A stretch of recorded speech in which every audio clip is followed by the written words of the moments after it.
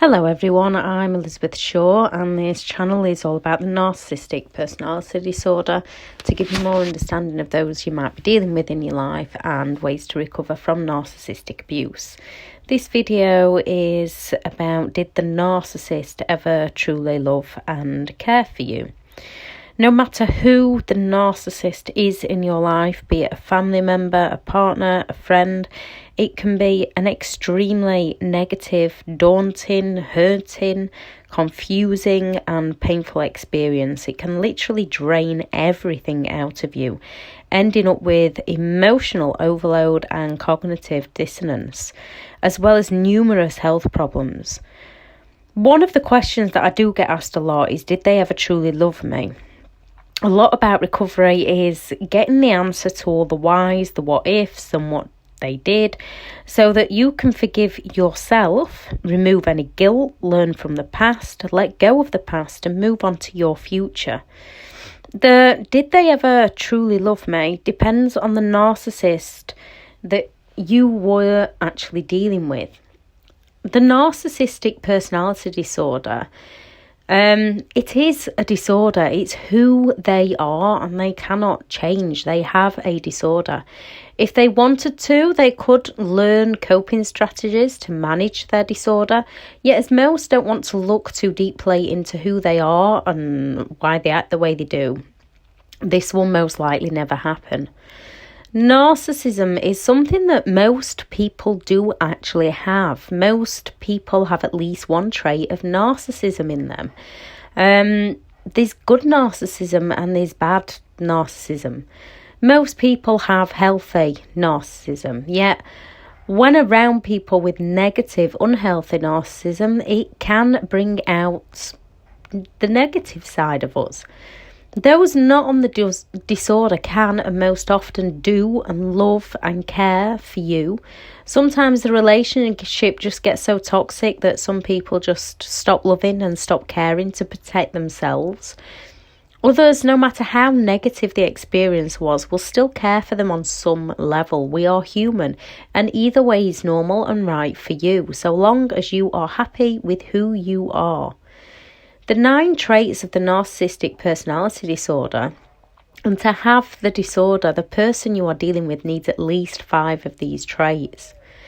Number 1, has a grandiose sense of self-importance, exaggerating or lying about achievements and talents. 2, preoccupied with ultimate success, lives in a fantasy world of power, control, dominance and brilliance. 3, superiority, believing they are special and above all others. 4, entitled, feels entitled to have all their own needs met, demanding, manipulative and controlling.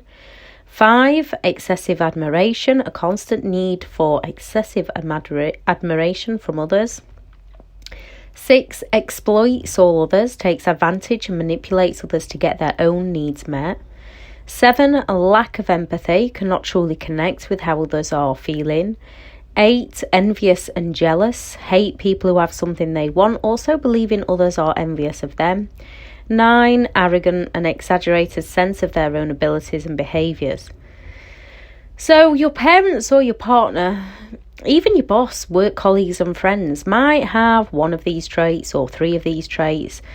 They could take advantage of others to meet their own needs, yet not in a harmful way, unless someone gets in the way. They might have a great job and feel entitled because they have worked hard to achieve this. People can put their own needs first and be confident. People do actually need to put their own needs first in a positive way to give the best of themselves to others. People can seem to lack in empathy, yet they show empathy towards those that they truly care for.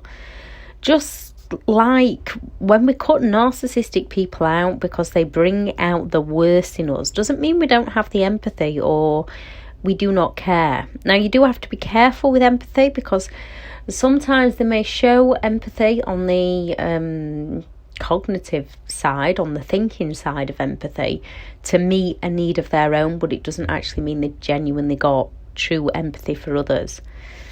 Now, when people cut negative, toxic people out, it just means that they've learned to walk away from those who seek to bring them down. People can come across as selfish, and people can think they look good and take lots of selfies. In fact, we all need to learn to love ourselves for who we are, not to be a narcissist, just to bring us inner happiness so that we give the best of ourselves to ourselves and then give the best of ourselves to those who are worthy of us and walk away from those who wish to harm us. So we no longer people please just to be liked, as good people will like us for being ourselves.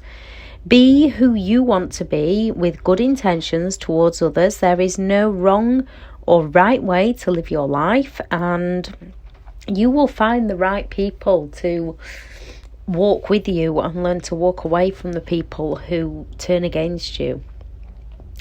Now, you can have someone in your life with 3 or 4 of these traits, and you just bring out the worst in each other and a toxic relationship is formed.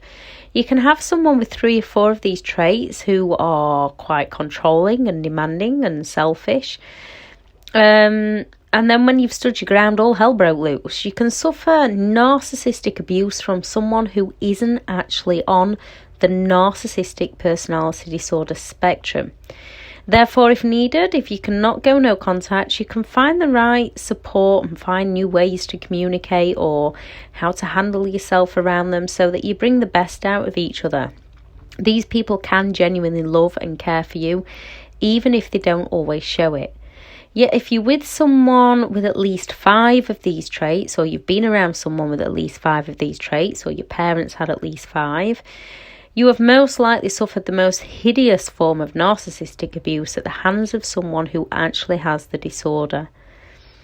Can someone with narcissistic personality disorder truly love you? I believe yes. That is my own personal beliefs. Others believe no.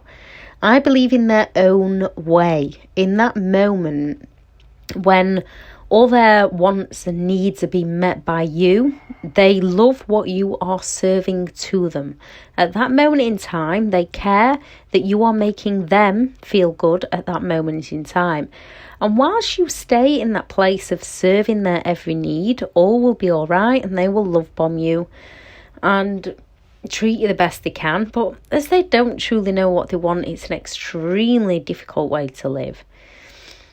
Because it's not alright as you slowly lose who you are, losing your boundaries, your beliefs, your self-worth, your dignity, your happiness, your values.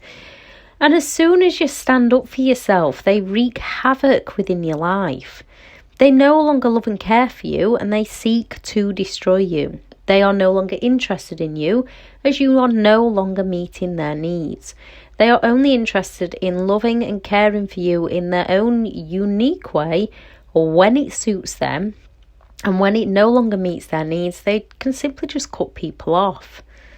So some people can be so full of anger and resentment towards someone, they can learn to switch off any feelings that they had for them at that moment. People on the narcissistic personality disorder spectrum are actually lacking a few things, so they can just simply stop loving and stop caring. Empathy is the human's ability to identify with another person's thoughts or feelings, so we can respond in an appropriate way and communicate with someone in an appropriate way. Empathy is when you can think about how you would feel if something bad happened to someone or something bad happened to you. A narcissistic person most often can simply just not have the emotional empathy to see what another person is feeling. They just don't understand it. They cannot relate to it. They cannot put themselves in another person's shoes to genuinely care. Some do have the cognitive empathy. This is to think empathetically, but they use it against people in a negative way. They only see how they can use others' empathy for their advantage, for their gains, and not how they can use it to help others.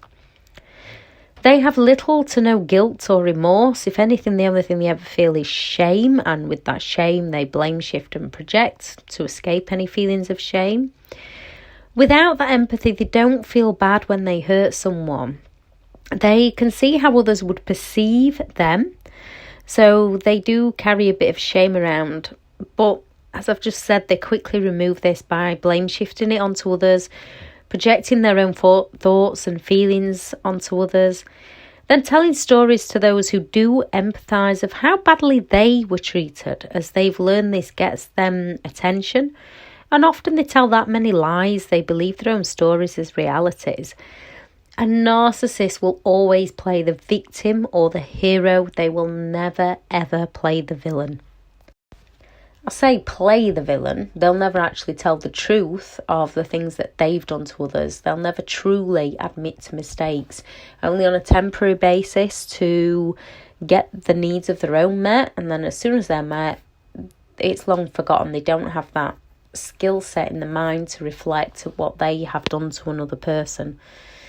They lack a conscience, meaning they are unaware within themselves of the true differences between right and wrong.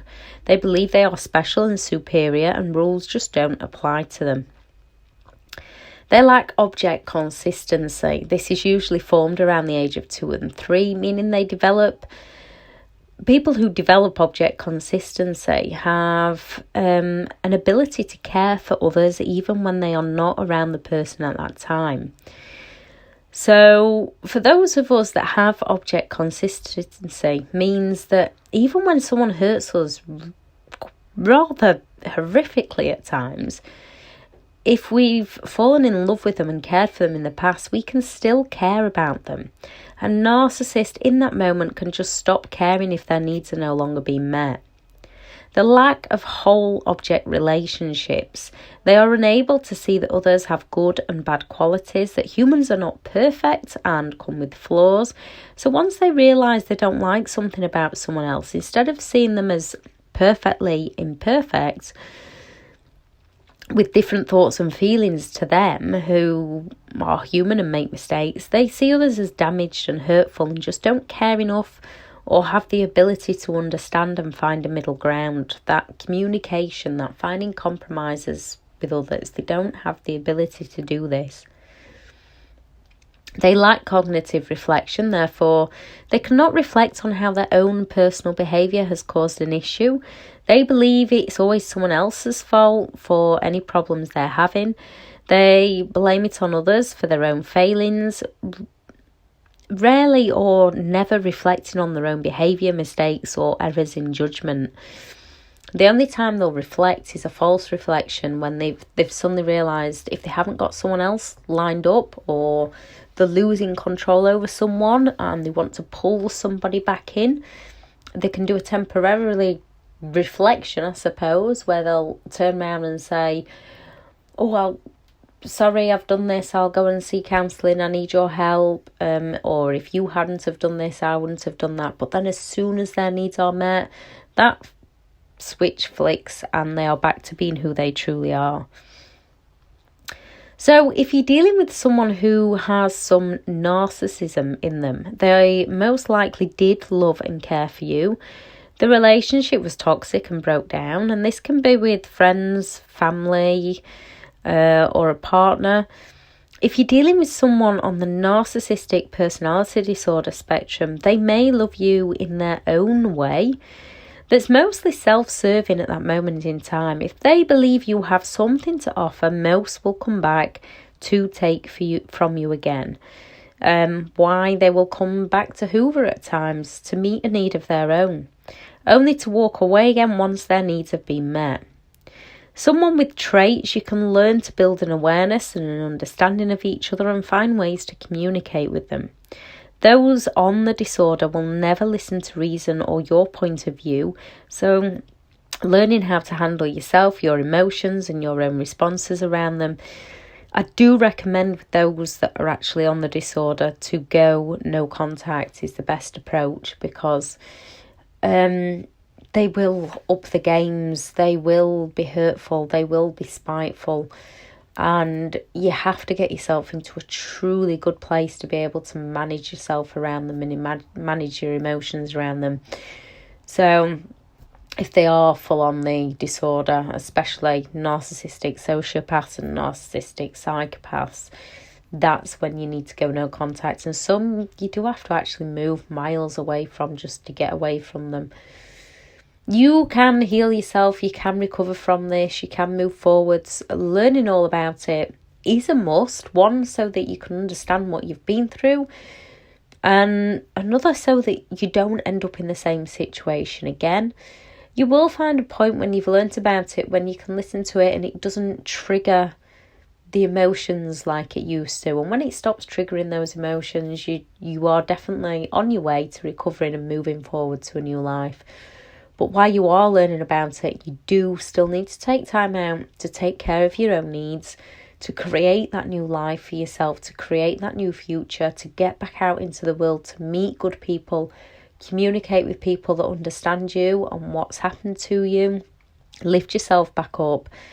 Find the things that you are passionate about, the things that you enjoy doing, learn new skills, and keep growing and keep moving forward within your life at the same time, so that you can leave the past behind and move on to a much happier future. Again, if you have any advice for other people, because we do all have different perspectives, we do all listen to things differently, please add it into the comment, because you might just help that one person. And when people come together, we can help each other out and make the changes needed when good people come together. Thank you for listening. Bye.